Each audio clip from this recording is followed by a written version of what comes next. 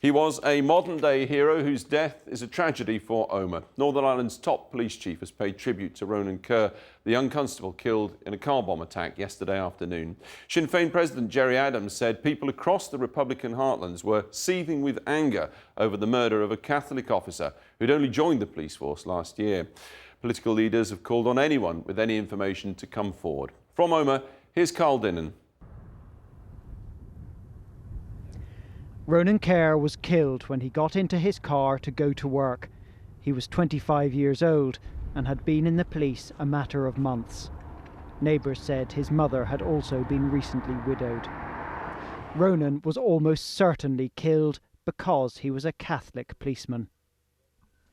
A mother has lost her son, a son in whom she had enormous pride in joining this fine organisation. And amongst the tragedy last night, they expressed to me their deepest pride in him. There can be little doubt that this attack was carried out by so-called dissident Republicans. It has been condemned from all sides. We are just not going to go back to those bad old days. This community has entered a new era. We will not be dragged back.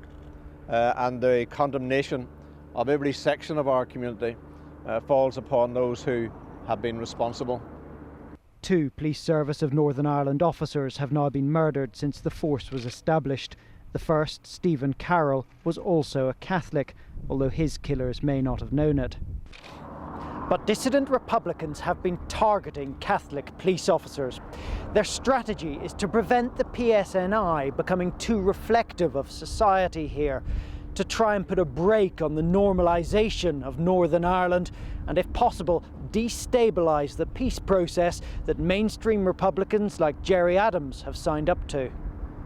The people who I know and who I've known all my life and people who I've been in touch with overnight are seething with anger. They just see this as a futile action, and some of those are very, very hard-boiled Republicans who have been through the hardest part of this struggle over the last 30 or 40 years, who have suffered themselves grievously, and they just feel outright anger at what has occurred.